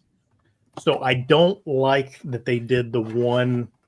I know it's a snobby gripe, but I don't like the fact that they did the one case for all the movies. I wish it would have been in the sleeve with 3 separate cases, because there's a bunch of stuff on here. I mean, there's a ridiculous amount of features and short stories and short movies and all sorts of stuff on here, but it would have been nice if they would have had 3 separate cases mimicking the old DVD.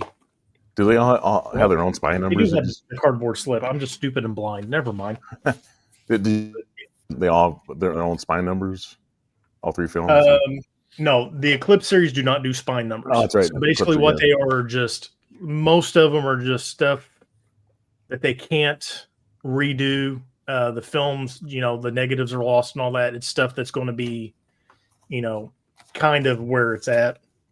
Right. So I didn't get to watch that either. But moving into what I did get to watch. So I picked up La Haine, and Vin told me there was a 4K of this after the fact, but I'm fine with the Blu-ray. I watched this, and it's good. Like, I understand why people think this is an important film and all that. I was kind of bored through the whole movie.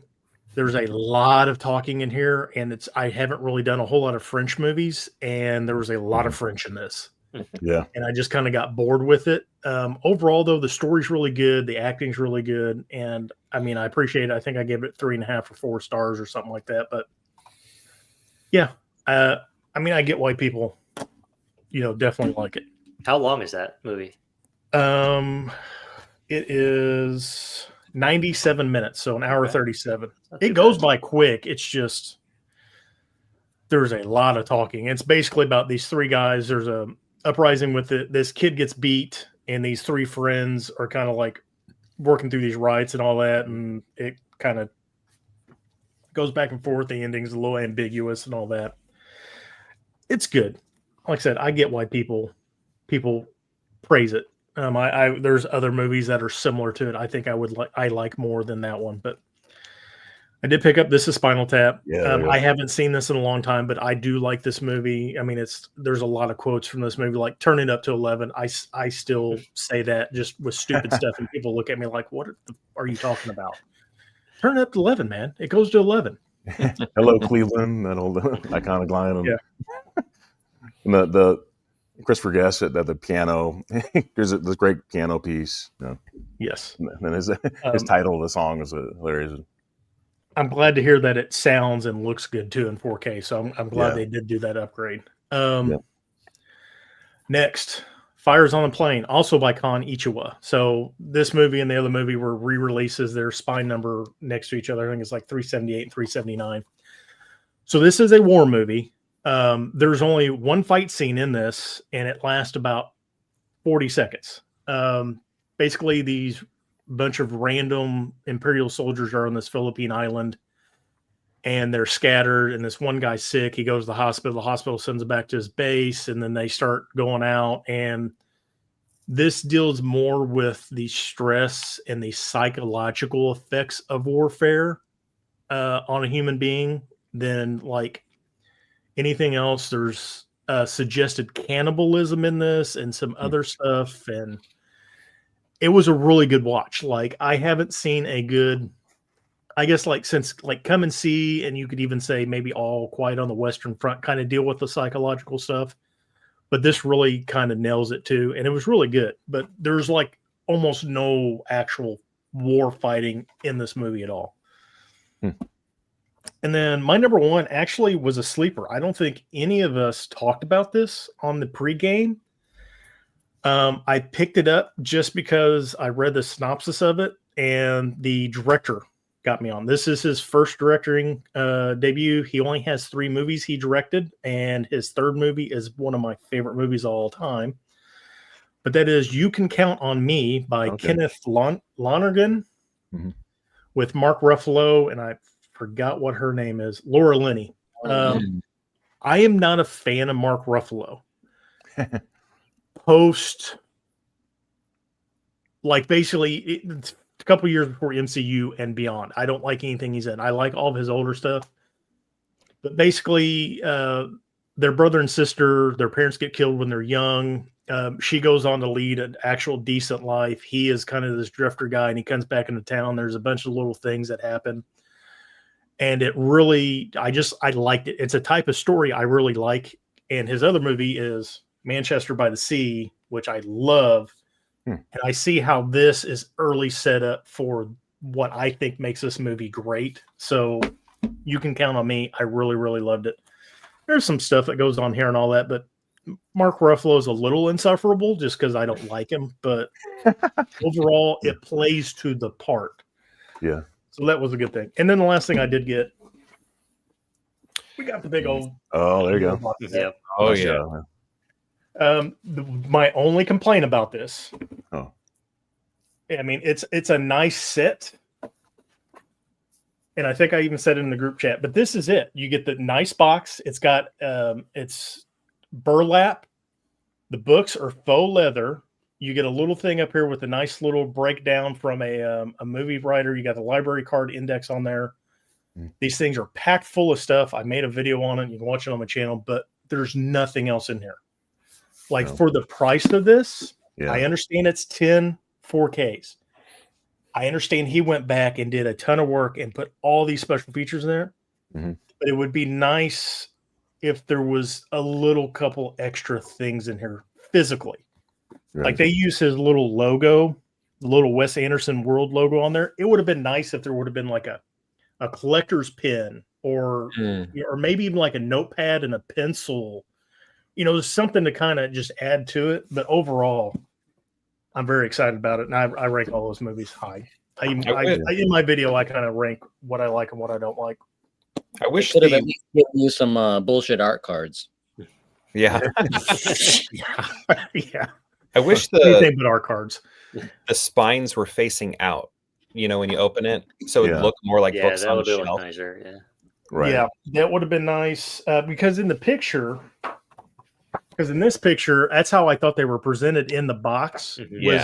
That was faced out, but they're not. That was just the display thing on here. Oh shit! Almost knocked it off the table. Oh, don't do that. Very expensive. And the other thing, it is just so. I think everybody has the Atlanta media shelves. Yeah. It is just like 3/8 of an inch too big to fit in the shelf. Oh, no. If it didn't have this little divider here in the middle, it would fit perfectly on the shelf. So it's on top of the desk now with the Maverick collection and the Clerks collection and all that stuff. I can't display it on the shelf, but yeah, that was everything I picked up. But then I think you'll like Fires on the Plain, but it is not a war movie. Just go in with that, but it's good. Yeah, I'm sleeper hit. I would suggest that people like Kenneth Lonergan, Manchester by the Sea, other movies like that. Yeah, that's on my list. Consider that movie. You like the I got that one last sale. yeah, I want to get that too. You like the Eternal Sunshine of a Spotless Mind? Did you like Ruffalo in that? Oh yeah. He's not really a main star. He's a backing character. Mm-hmm. Yeah, I like that movie. I didn't realize he's in a bunch of stuff. He's actually in this movie too. He's the preacher or priest in this movie as well. Like he does a bunch of acting as well. And Margaret is his second movie, and it's got like 6.8 good reviews on there. So I'm gonna have to try to look it up. It looks like actually a decent movie too. Yeah. And I understand why people don't like him. I'm not a huge fan of him either necessarily, but he was a small things or whatever. He said some stuff I liked him in overall, but I understand why people don't like him. And his character, he can kind of rub you the wrong way, I think. Yeah, and we're gonna get into round 3, Mike here. But quick note: I watched Mickey 17 last night, and Mark Ruffalo was damn near insufferable. Right. Yeah, his that's character. That's the character, though. Like, but I could see a different actor doing much better. Yeah, I like Mickey 17, but yeah, as soon as he was in it, I was like, oh God, just get off the screen. I just like, I know that's how he is, and what I really like, he was good in Collateral, he was good in Eternal Sunshine of Spotless Mind, he was good in. There was something else he was really good Zodiac. in. Then when Zodiac. Zodiac. Yeah. But when he hit the MCU, like he's just so whiny. It's like you're Bruce Banner, dude. Like grow some and be the Hawk, man. And he's like, what's going on, Thor? Yeah, like I just want to those last two Avengers movies. He was really underused too. Oh my, yeah. All right, so let's get into this third and final round, and we'll go quickly through this one. So we'll kind of combine it with, telling the audience where to find you and all that stuff. But yeah, talk about any sales you've been participating in besides the Criterion sale, or any upcoming sales you're excited for, or maybe even a couple of these Criterion recommendations that are already on your wish list for next time. So those will be kind of a catch-all round here. But yeah, so Derek, you're up. Yeah. So the sales, I don't know, like with Christmas and everything, I asked for a lot of Criterions for Christmas. Basically, if it won Best Picture, I asked for that. And then I plan on maybe completing the Lynch films this sale, hopefully.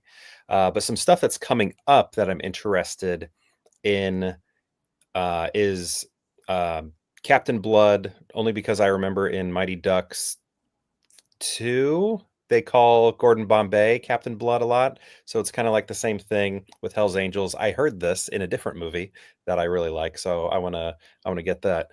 House Party, Birth. Birth has one of the best long takes I've ever seen in a film ever. Nicole Kidman's in that. And then Pee-wee's Big Adventure. I'm sure everybody's gonna get that.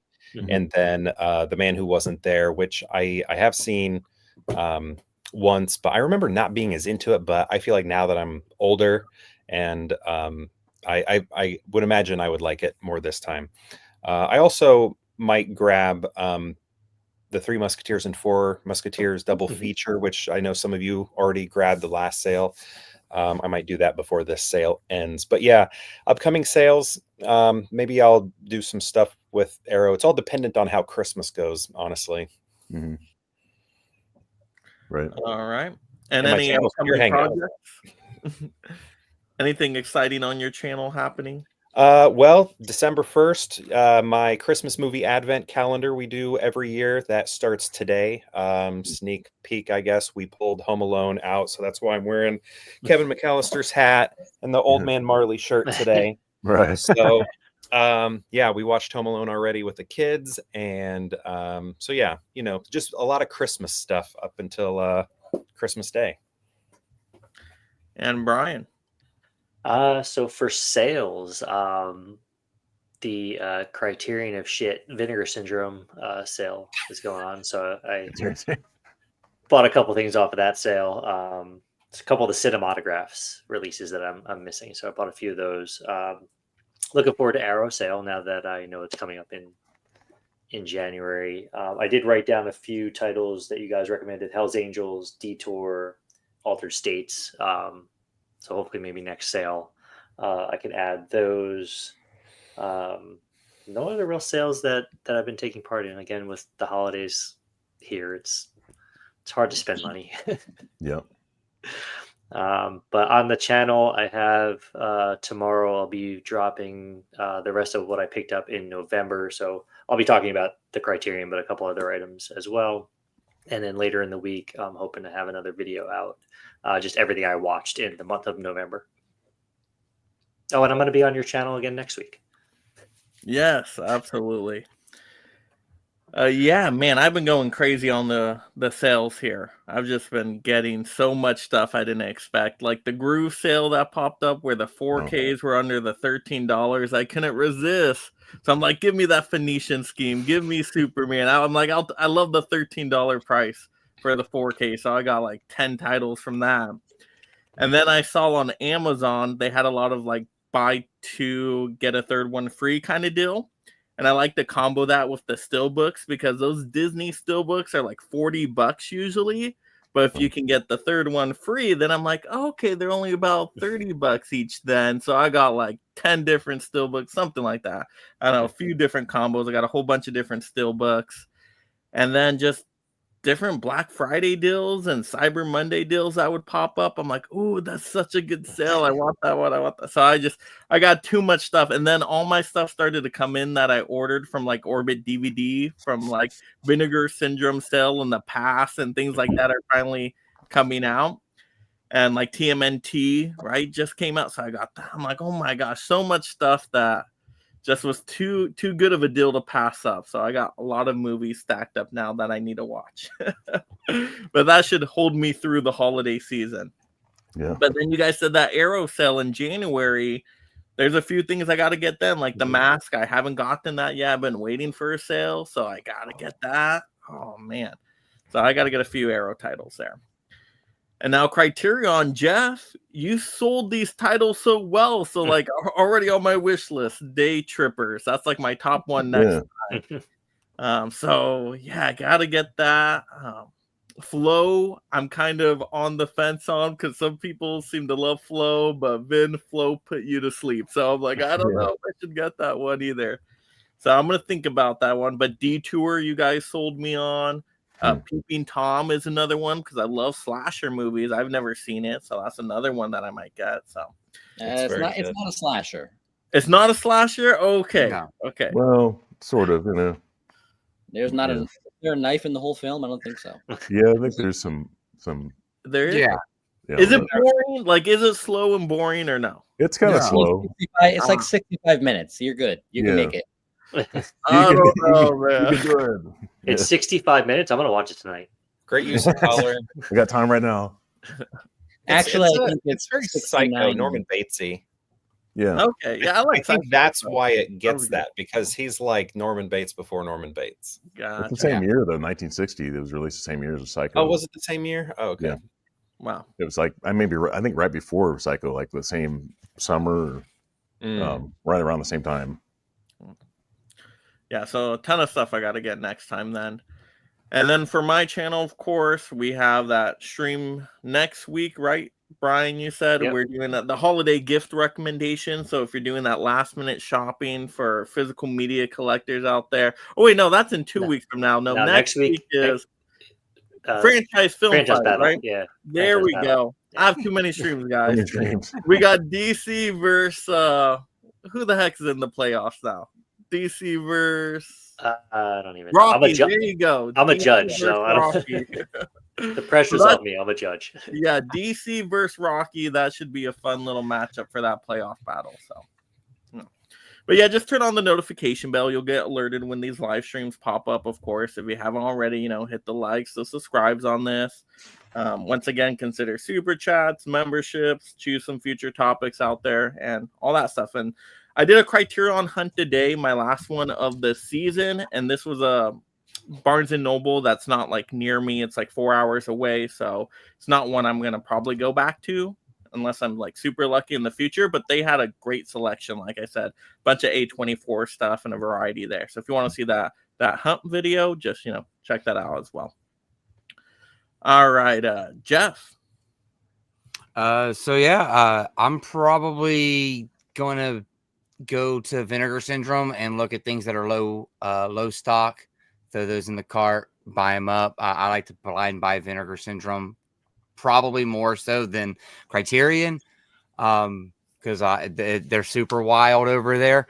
But I got that the Arrow video in January. I'll be hitting that one up. Then maybe Criterion flash sale. I'm hoping I'll be able to snag House Party and Pee-wee's Big Adventure. So besides that, lots of Black Friday sales, Cyber Monday sales. So much so that I opened up a package yesterday and started pulling out video games and movies and kind of forgot that I grabbed a certain movie that was in there. So it'll be just as much as a surprise to me as it will be to anybody that watches me unbox it. Yeah. So I opened it up and I was like, wait, I did order that one. Okay. So we got a lot of that going on. But yeah, that's all I got really going on over at my channel. We'll have some haul videos. Me and Johnny are starting a Criterion podcast that we're going to be doing once a month. We're trying to get that up and going before Christmas. So If you just keep an eye out over there, we'll be doing some stuff over there. It'll definitely be pinkies up. Yeah. I wish Johnny could have joined us tonight. He had like a whole huge stack that we didn't get to see. He'd still be talking about this stack. Johnny. I know this would have been like a 3-hour stream. Johnny, quick, Johnny, rapid fire. All right, Steve. Yeah, so I'm excited about the Network getting released. I think in February. That one's a Sidney Lumet film. It's coming to Criterion, and the Man Who Knew Too Much. That's a Coen Brothers film. I think it's like the only one they ever did a commentary for, was best of my knowledge. Oh. And it's like the first and last. I think they literally talk at the end of it like, I don't know if we're going to do this again.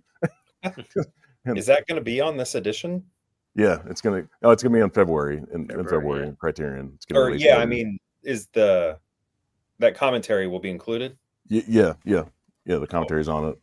It's one that movie was released like November 2nd of 2001. After 9/11, the whole thing. That movie just bombed. I think it was like an art house film anyway. It wasn't wide release kind of film.